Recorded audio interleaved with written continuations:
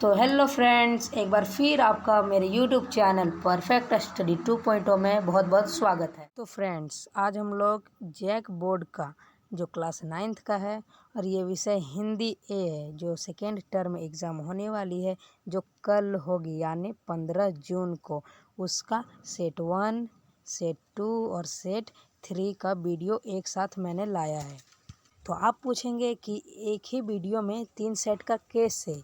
तो मैं बता दे रहा हूँ कि तीनों सेट से पहला, दूसरा और तीसरा तीनों सेट से मैंने सिर्फ बुक का क्वेश्चन है उसका 10 क्वेश्चन उठाया, जो बहुत इंपॉर्टेंट क्वेश्चन है। ये एग्ज़ाम में बहुत पूछा जाता है। तो चलिए वीडियो को शुरू करते हैं। वीडियो के एंड तक बने रहिए और अपने दोस्तों के पास शेयर कर दीजिए, ताकि इस तरह के जितने भी वीडियो हो आपके दोस्त के पास बहुत जल्दी पहुँच जाए। और सब्सक्राइब करने बोलिएगा और उनको लाइक करने जरूर बोलिएगा। तो चलिए वीडियो को शुरू करते हैं। तो देख लीजिए दोस्तों, सबसे पहला क्वेश्चन मैंने निकाला है, वो है कवि माखनलाल चतुर्वेदी को कोयल से ईर्ष्या क्यों हो रही थी। ये बहुत इंपॉर्टेंट क्वेश्चन है, वीवीआई क्वेश्चन है। ये मुझे लगा कि ये एग्ज़ाम में आएगा सेकेंड टर्म, जो 15 जून से है। काफ़ी समय नहीं है, जस्ट कल ही एग्ज़ाम है 2 बजे से। तो मैंने इसलिए ये वीडियो बनाया है ताकि आपको अच्छे से एग्ज़ाम में लिखना पड़े और काफ़ी ये हेल्प करेगा आपको। तो देख लीजिए, क्वेश्चन है कवि माखनलाल चतुर्वेदी को कोयल से ईर्ष्या क्यों हो रही थी। जो माखनलाल चतुर्वेदी कवि हैं, उनको कोयल से ईर्ष्या क्यों हो रही थी। तो चलिए आंसर देख लेते हैं। उत्तर है, कवि माखनलाल चतुर्वेदी को कोयल से ईर्ष्या कोयल की स्वतंत्रता से हो रही थी। किससे हो रही थी? स्वतंत्रता से हो रही थी। वह आकाश में स्वतंत्रता में उड़ान भर रही थी और कवि जेल की काल कोठरी में बंद थे। कोयल गाकर अपने आनंद को प्रकट करती थी, पर कवि के लिए तो रोना भी एक बड़ा गुनाह था, जिसके लिए उसे दंड भी किया जाता था। देख सकते हैं आप, दंड भी मिल सकता था। तो आपने यह क्वेश्चन से क्या समझा कि जो कवि थे माखनलाल चतुर्वेदी को, उससे कोयल से बहुत ईर्ष्या हो रही थी। क्यों हो रही थी? मेन कारण था स्वतंत्रता, फ्रीडम। स्वतंत्रता से ईर्ष्या हो रही थी। वो कुछ भी कर सकते थे, गाकर अपना आनंद उठा सकते थे, घूम सकते थे, लेकिन कवि को ऐसा नहीं होता था। वो जेल में काल कोठरी में थे और अंग्रेज उन्हें कुछ भी करने नहीं देते थे। रोना भी उनको गुनाह था। फिर सेकंड क्वेश्चन जो मैंने ढूंढा है आपके लिए सिर्फ, वो है ये महादेवी वर्मा उर्दू फारसी क्यों नहीं सीख पाई। ये भी बहुत वीवीआई क्वेश्चन है। अक्सर जो क्वेश्चन रहता है ये एग्ज़ाम में पूछा जाता है। तो देख लीजिए इसका आंसर, क्यों नहीं सीख पाई उर्दू फारसी। लेखिका के उर्दू फारसी में बिल्कुल रुचि ना होने के कारण वह उसे सीख नहीं पाई। तो यहाँ देख सकते हैं आप, हम लोग को कुछ में भी रुचि नहीं हो तो उसको हम नहीं करते हैं, अच्छा नहीं लगता हम लोग को करने में। उसी प्रकार यहाँ है, महादेवी वर्मा को, लेखिका को उर्दू फारसी में मन नहीं था सीखने के लिए, इसलिए नहीं सीखी। जब लेखिका को बचपन में उर्दू पढ़ाने के लिए मौलवी रखा गया, मौलवी इसको कहते हैं जो उर्दू और मतलब मौलाना ज़्यादा ज्ञान रहता है उर्दू फारसी का, उसको मौलवी कहते हैं। तो देख सकते हैं, रखा गया और जब वह घर आए तो लेखिका चारपाई के नीचे छुप गई, जिसके कारण वह उर्दू फारसी सीख नहीं पाई। उनके माता पिता एक मौलवी रखे उर्दू सिखाने के लिए। किसको?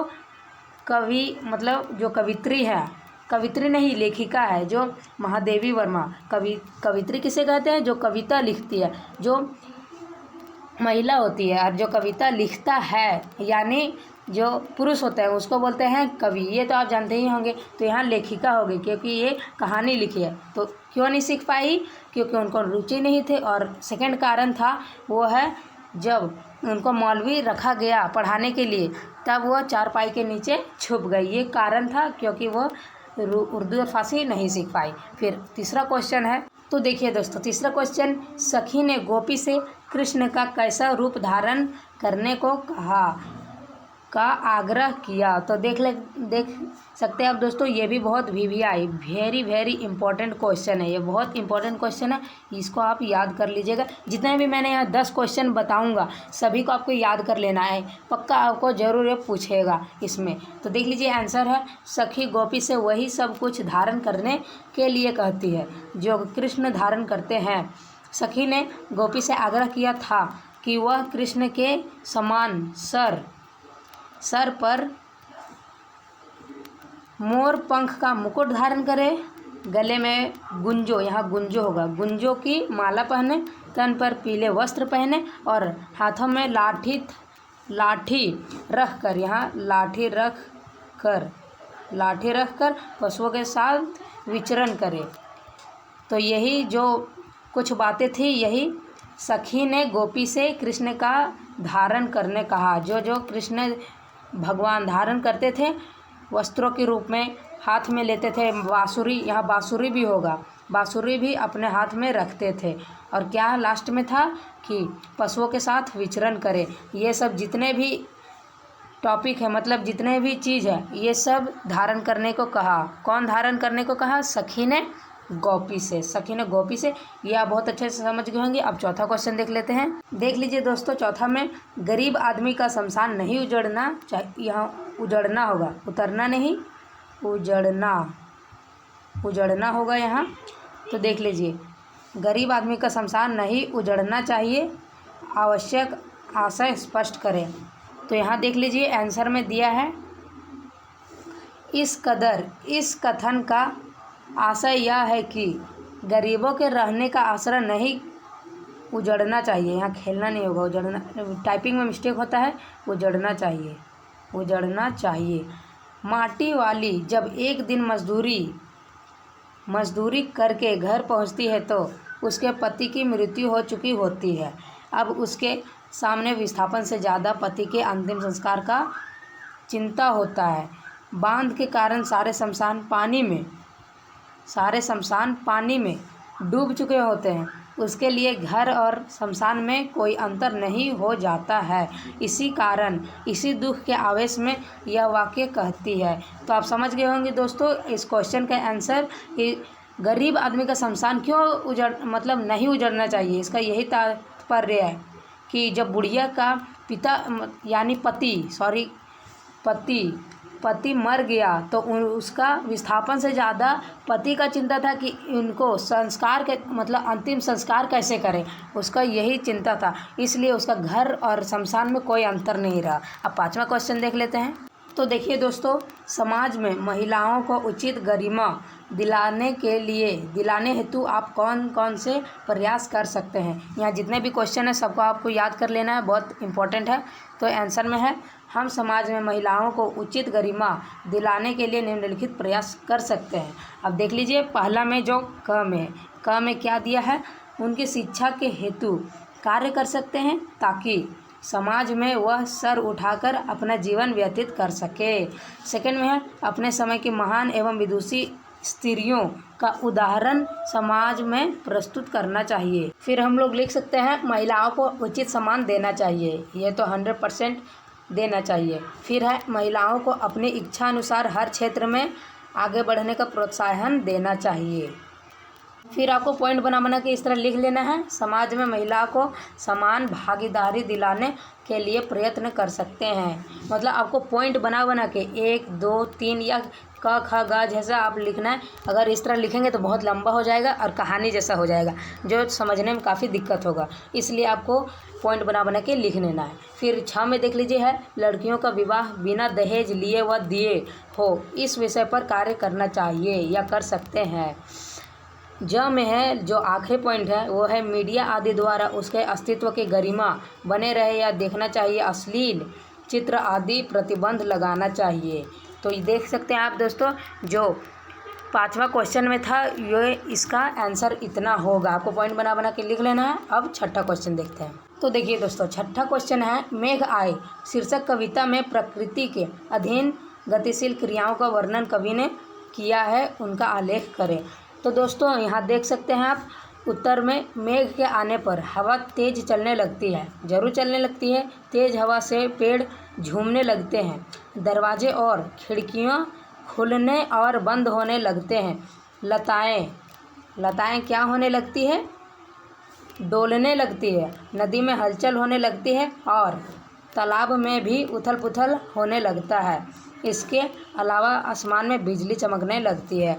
मतलब इतना जितना भी दिया है यहाँ, इतना सब होता है किसके कारण, मेघ आए शीर्षक जो कविता में जितना भी प्रकृति के बारे में दिया है वह दिया है, इसके कारण ही इतना चीज़ होता है।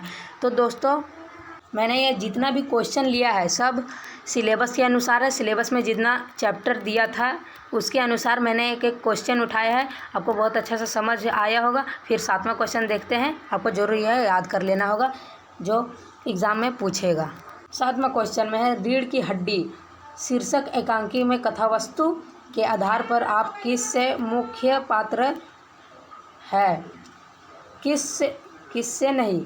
यहाँ होगा कौन मुख्य पात्र है। जो रीढ़ की हड्डी एकांकी है इसमें कौन मुख्य पात्र है। तो आइए आंसर देखिए।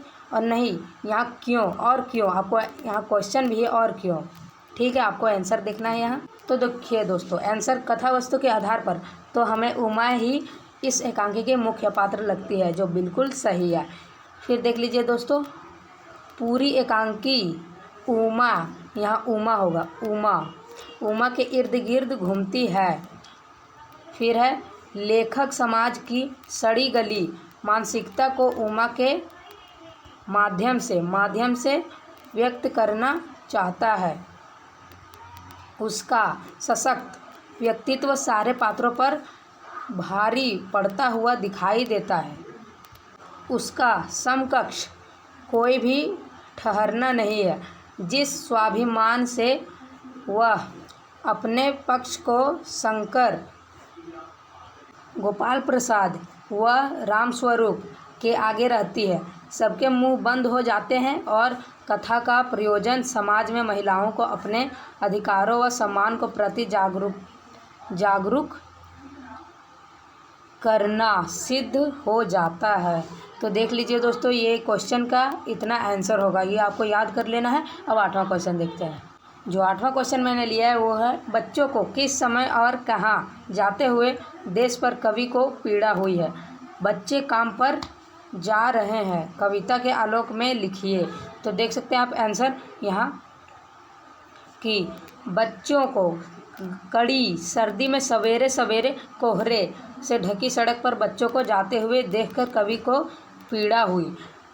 यह बच्चे बाल मजदूरी करने के लिए कारखानों एवं अन्य स्थानों पर जा रहे हैं। खेलने कूदने की उम्र में बच्चों को काम पर जाते हुए देखकर कवि को बहुत पीड़ा हुई। यह क्वेश्चन का ये आंसर होगा, ठीक है। अब 9वां क्वेश्चन देखते हैं। और दोस्तों जो 9वां क्वेश्चन है वो है अर्धरात्रि में कोयल की चीख सुनकर कवि को क्या अंदेशा हुआ। तो आंसर देख सकते हैं अर्धरात्रि में कोयल की चीख सुनकर कवि को यह अंदेशा हुई थी कहीं तो कोयल पागल नहीं हो गई है या उसे कोई खाना नहीं दे रहा है। यह भी हो सकता है कि कोई कैद में है, मतलब जो कोयल है। और यह भी हो सकता है कि वह क्रांतिकारियों